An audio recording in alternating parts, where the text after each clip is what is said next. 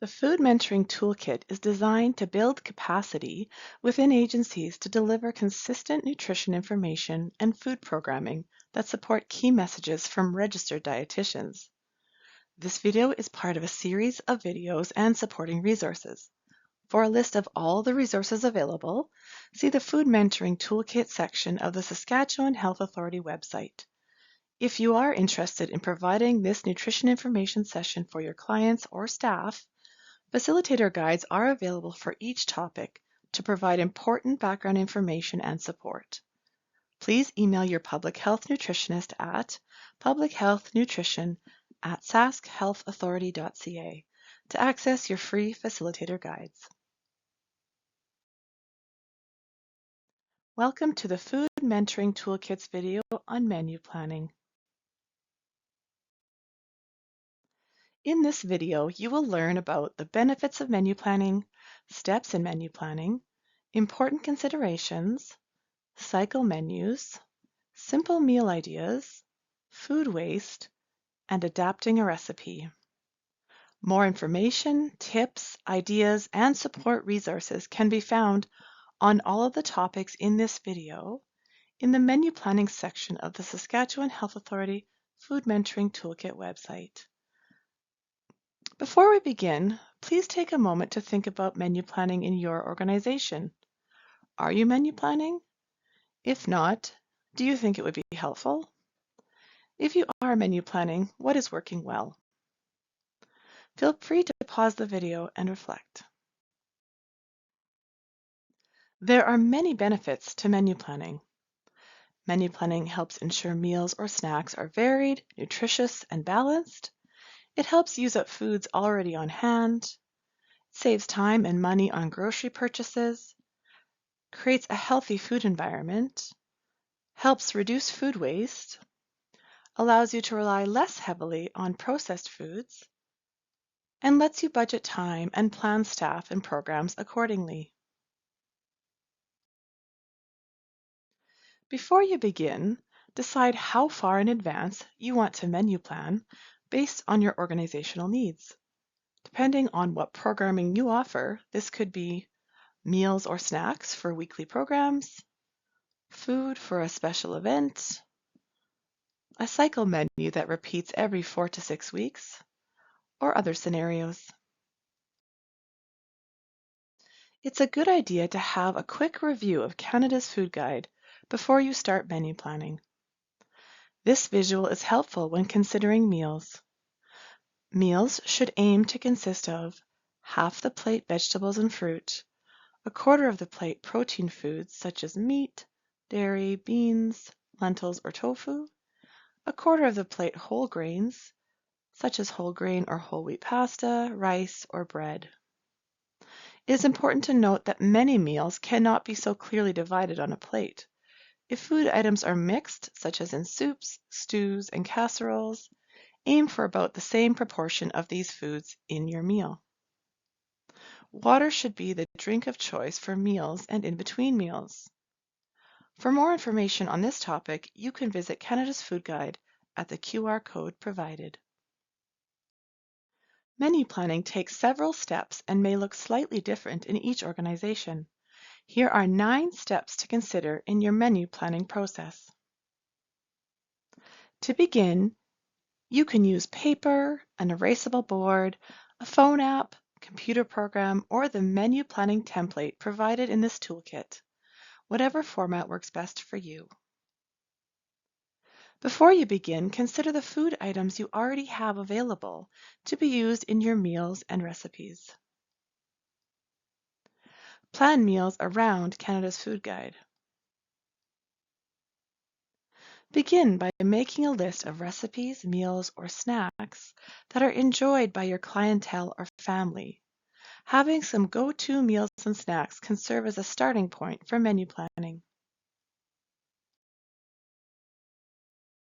Where applicable, work with others to fill in the gaps with meals and snacks. Start by filling in the main meals. Try to include a different main meal for all days in the menu. Consider what activities may be taking place each day in your organization or home. Is there time to cook, or are quick meals and snacks needed? Ensure there is enough time to prepare the items chosen on that day. Use the menu checklist in this toolkit to ensure nutrition, variety, and appeal in your menu. Keep in mind variety in flavors, colors, shapes, textures, and temperatures. The menu planning resources also include a sample menu. Estimate approximate serving size per person to determine the quantity of food needed.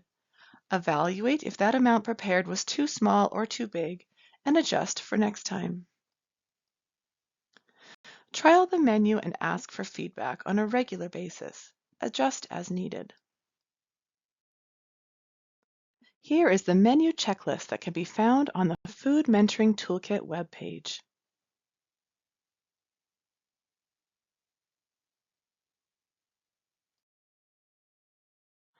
There are other considerations to think of when menu planning for a group. Consider the group you are working with. Are there any special dietary requirements? Take a moment to think about what is special about the people we serve that we should consider in our meal and snack planning. Feel free to pause the video and reflect. Some factors you might want to consider are there any special dietary requirements, such as a prenatal class or a seniors class? Consider the texture, convenience, take-home option, flavors, culture, religious considerations such as halal, vegetarian, or kosher, the age or health concerns of the participants. You may need to consider if there are nutrition or organizational guidelines to follow. If you're preparing food for school-aged children, it's a good idea to follow the Saskatchewan School Food and Nutrition Guidelines. If the participants are helping to prepare the food, what cooking experience do they have? Are there any cooking skills they want to learn? What meals or snacks do they want to learn how to make? Here is a sample menu that follows Canada's Food Guide recommendations. You can find this sample menu in the menu planning section of the Food Mentoring Toolkit website. I will walk through one of the days on the menu. Let's look at Tuesday. On Tuesday, you can see they've chosen to have blackberries, oatmeal, and boiled eggs for breakfast. As you can see on the left-hand side of the menu, breakfast should contain at least one item from each category. The categories are vegetables and fruit, whole grains, and protein foods. So for breakfast, the blackberries are the vegetables and fruit, the oatmeal is the whole grain, and the boiled egg is the protein food. For morning snack, the meal should contain at least one item from at least two of the categories. So in this case, they've chosen to have apple slices and yogurt. Apple slices would be a vegetables and fruit category, and yogurt would be a protein foods. And lastly, lunch should contain at least one item from each category. They've had homemade tomato sauce with lentils, whole wheat pasta, mixed vegetables, and milk. The homemade tomato sauce with lentils would be a mixture of both a protein food and a vegetable and fruit. The whole wheat pasta would be a whole grain, mixed vegetables falls into the vegetable and fruit category, and the milk would be an additional protein. When planning frequent meals for an organization or school, a cycle menu may be an effective way to plan. A cycle menu provides a plan for meals and snacks over a period of several weeks before it's repeated. Plan a cycle menu using these tips. Consider nutrition. Balance meals and snacks following Canada's Food Guide. Remember, for meals, ensure to offer foods from all three food categories in Canada's Food Guide. For snacks, offer fruits from at least two food categories. Offer milk once a day for school-aged children. Consider variety. Ensure your cycle menu is at least 3 weeks long to promote variety. Variety keeps meals interesting and diverse for people eating from this menu frequently. One way to add variety is to change the type of protein from one day to the next. Age appropriate. Base your menu on the target audience you will be serving. Younger children, for instance, may prefer simple meals and finger foods. And finally, post the menu in a common area. There are lots of meal ideas that are simple and quick to help you save time in your programming. Some ideas include sandwiches, anything in a tortilla, such as a quesadilla, a wrap, or a burrito, stir fries, slow cooker meals like stew, rice bowls, or build your own salads. Pita pizzas and breakfast foods are another great option. Refer to the menu planning booklet on the Food Mentoring Toolkit webpage for more simple meal ideas. Canadian households throw out almost 40% of their food. Fresh fruits and vegetables are one of the most wasted foods in Canada. Make sure perishable items are easy to see in the fridge so you remember to use them before they start to lose quality. One idea is to move produce to a clear plastic bin close to eye level. Other ways to reduce food waste are meal plan. Ensure you know what you have on hand before buying more food. Only buy in bulk if you know you can use that amount before it goes bad. Where possible, have a plan to use leftover food in a meal for the following day, or have participants take leftovers home. Freeze items where possible to preserve them longer. Compost scraps and any food that does go bad. What are some ways you feel you could reduce food waste? Feel free to pause the video and reflect. Recipes can be flexible. You can often adapt recipes to meet your needs. One reason you may want to adapt a recipe is to boost the nutrition. To improve the nutrition of a recipe, you may want to add fiber. Look for ways to add extra vegetables, legumes, or whole grains to a recipe or meal. You might want to reduce sugar. Consider whether you can reduce the sugar in the recipe and maintain the taste. You might want to reduce saturated fat. One example is to replace butter, hard margarine, lard, or shortening with vegetable oil, olive oil, or non-hydrogenated margarine. And you might want to reduce the sodium or salt.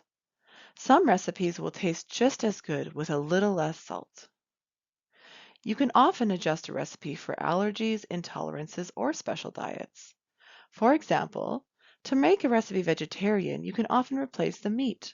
Try firm tofu in a stir fry instead of chicken, beans in a chili, chickpeas instead of chicken salad in a sandwich, or lentils in a wrap instead of shredded pork. You can also make recipes gluten-free, dairy-free, or nut-free. You can also adapt a recipe to reflect culture or food traditions. Add vegetables, protein, grains, or spices that reflect the culture of your clientele. You may want to adapt a recipe to lower cost. Replace pricier ingredients with lower cost options. For example, you can replace fresh vegetables with frozen in a cooked dish, or on sale items such as if chicken thighs are on sale, replace for chicken breast in a recipe. Try plant-based proteins such as lentils, beans, or chickpeas to replace some or all of the meat in a recipe. You may need to adapt a recipe to use up ingredients you have on hand, or if you are missing an ingredient. For example, swap out vegetables in a recipe for ones you have on hand. If a recipe calls for cauliflower but you have broccoli, try broccoli instead. For more ideas, see the ingredient substitution handout in the menu planning resources of the Food Mentoring Toolkit webpage. You can also find many other ideas for adapting a recipe in the toolkit.